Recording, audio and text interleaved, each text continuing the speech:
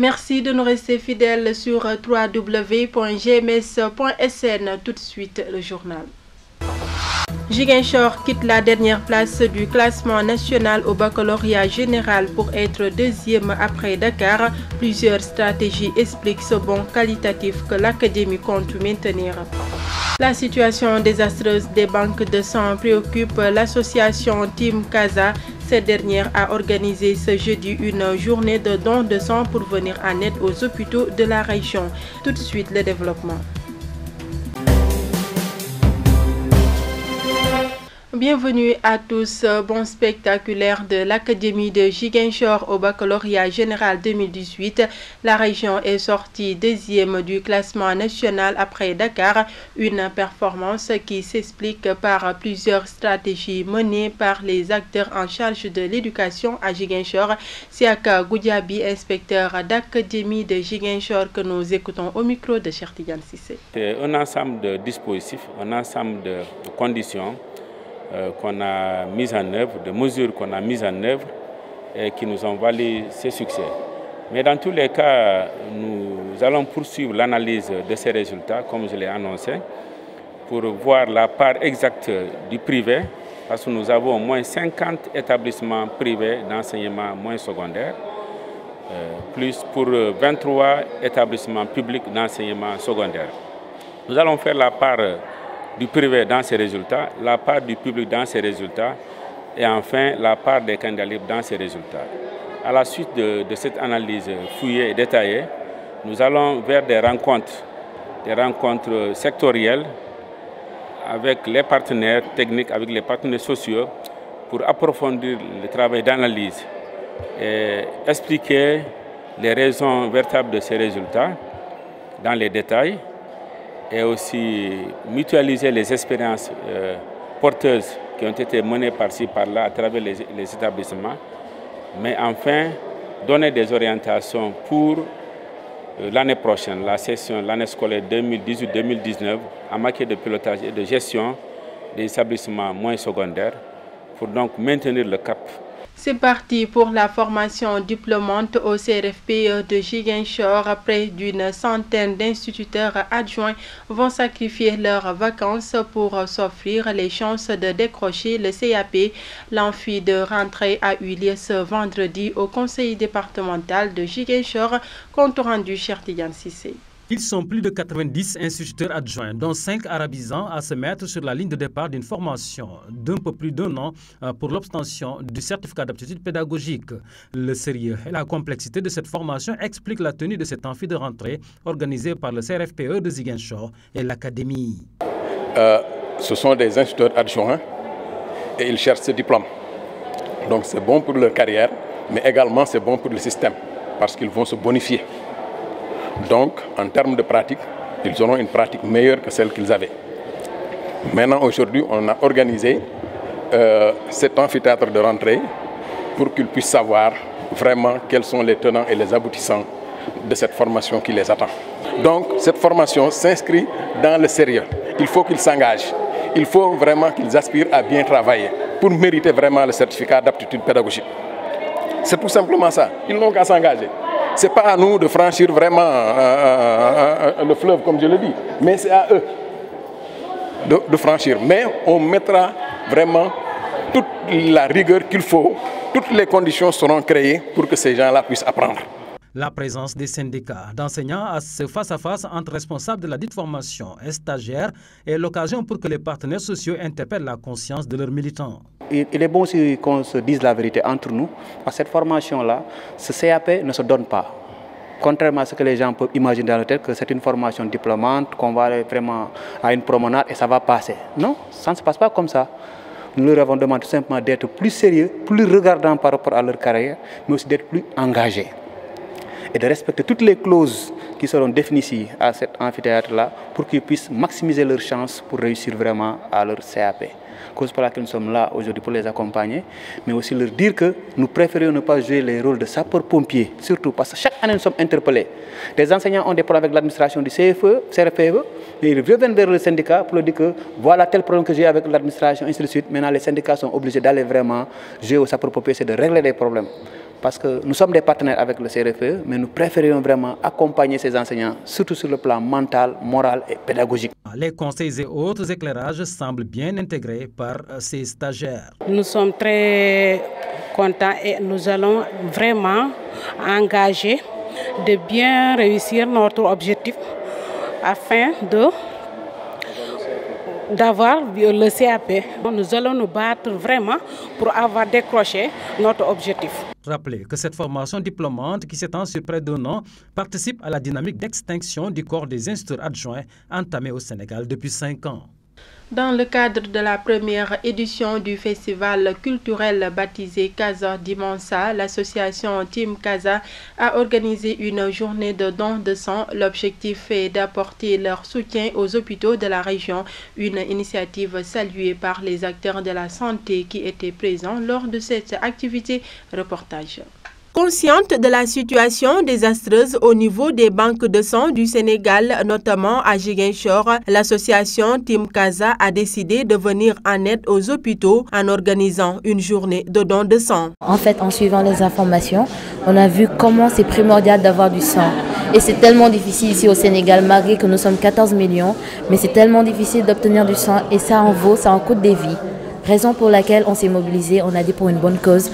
On va donner du sang déjà pour notre première activité. Cette initiative de l'association Team Casa a été saluée par ce technicien de biologie au sein de l'hôpital régional de Ziguinchor. Abdoulaye Sarr est revenu également sur l'importance du don de sang.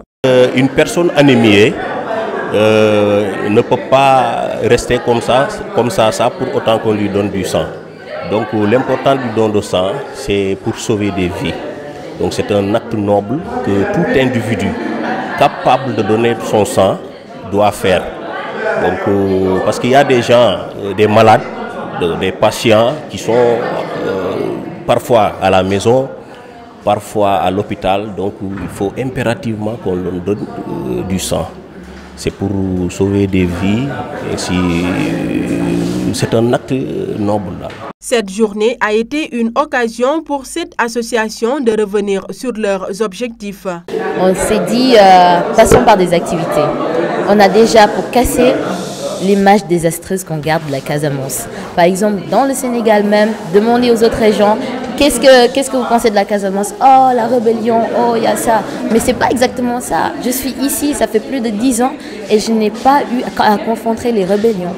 Raison pour laquelle je me dis que c'est mon devoir de transporter cette belle image, cette beauté de la Casamance, un peu partout au Sénégal et même dans le monde extérieur. Pourquoi pas? Cette activité de don de sang entre dans le cadre de la première édition du festival culturel baptisé Casa Dimansa Fest, organisé par la dite association. Le but de cet événement est de promouvoir les valeurs culturelles de la Casamance. Cette journée de don de sang a été une occasion pour Abdoulaye Sarr, technicien de biologie au sein du laboratoire de l'hôpital régional de Ziguinchor, d'insister sur la nécessité de donner du sang à cause de la situation désastreuse des banques de sang de la région. Nous l'écoutons au micro de GMSFM.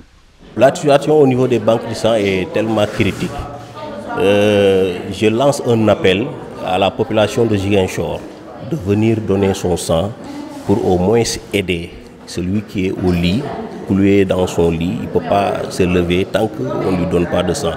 Bon, des fois, on peut rester des mois sans qu'il y ait de sang.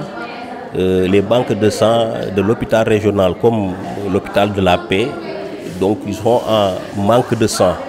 Donc on lance un appel donc de venir, vu l'importance du don de sang, de venir faire cet acte qui est noble. Bon, les critères, c'est-à-dire il faut avoir 18 ans et plus, 18 à 60 ans.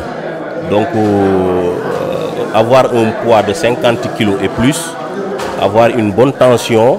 Et il y a d'autres qui disent que être à jeun, mais ce n'est pas important. Et aussi bien dormir la veille, et se coucher tôt, 22 h. Mais au-delà de 22 h, bon, c'est un risque quand tu donnes ton sang. Donc voilà les critères. Se coucher tôt, avoir 18 ans, ne jamais être transfusé aussi, et avoir 50 kg et plus. L'allaitement maternel, un moyen de fournir une alimentation idéale pour le nourrisson. La plupart des personnes rencontrées perçoivent le lait maternel comme étant une nourriture complète et bon pour la croissance du nourrisson. Eva Sagna a recueilli leurs propos. Pour man de ween bi moo gën waaw pour man daal ween bi moo gën parce que benn meew fi ñu koy defaree xamuñu ko. L'allaitement exclusif au sein est une très bonne chose. Les mamans doivent allaiter leurs enfants avec le sein et non avec les biberons, car le lait maternel est le meilleur. Jël sa doom teg ko sa wet muy namp amour boobu rek lu bëri lay jouer ci xale bi waaw. Oui, c'est pas bien. Ça ne donne pas l'intelligence aux enfants. Ouais. Je préfère l'allaitement maternel parce que le lait là, on ne sait même pas. On a fabriqué ça avec quel genre de lait. C'est plus normal, c'est plus efficace, c'est plus hygiénique aussi. Moi, j'ai connu l'allaitement maternel. J'ai allaité mes enfants à partir du lait maternel et du lait artificiel. Donc, j'ai connu l'allaitement maternel et l'allaitement artificiel.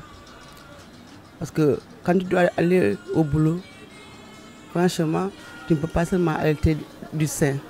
Tu allaites du sein et artificiel. Donc, l'allaitement mixte aussi est rentable parce que les enfants aussi, il faut qu'ils grandissent. Mais quand aussi le sein ne va pas bien, si on dit à la maman arrête, il faut qu'il arrête afin de laisser l'enfant vivre. Parce que c'est un danger que la maman continue à allaiter l'enfant, que ça peut amener la mort. C'est pourquoi l'allaitement artificiel aussi est bon. Allaiter avec le maternel, c'est bien. On nous a dit même il faut l'allaiter pour 2 ans. L'actualité internationale de ce vendredi 3 août 2018 nous mène en RDC, au Zimbabwe et en France.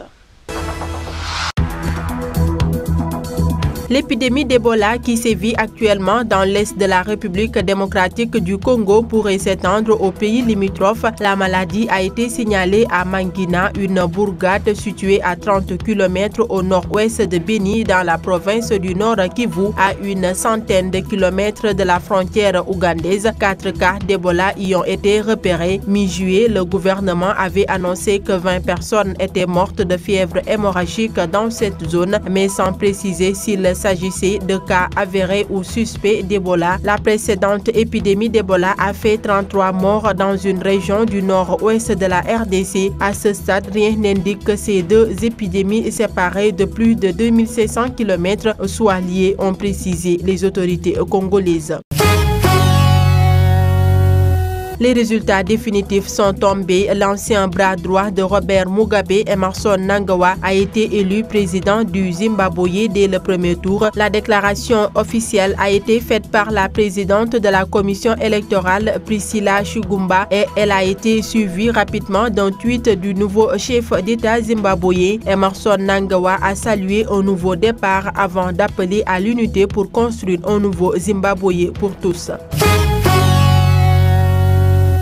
Emmanuel Macron reçoit la première ministre britannique Theresa May ce vendredi dans le sud de la France. Les 2 dirigeants vont s'entretenir au sujet du Brexit à l'heure où les négociations patinent à l'approche du divorce entre Londres et l'Union européenne. La France est perçue au Royaume-Uni comme l'un des principaux obstacles à un assouplissement de la position de l'Union européenne dans ces négociations. La semaine dernière, Michel Barnier avait rejeté le plan de chéquier proposé par la première ministre britannique. Il s'agit d'un livre blanc détaillant ses propositions sur la future relation entre le Royaume-Uni et l'Union européenne et notamment un arrangement douanier simplifié qui n'a visiblement pas convaincu le négociateur en chef de l'Union européenne pour le Brexit.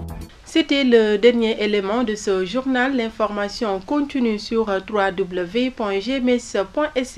Merci de votre fidélité et au revoir.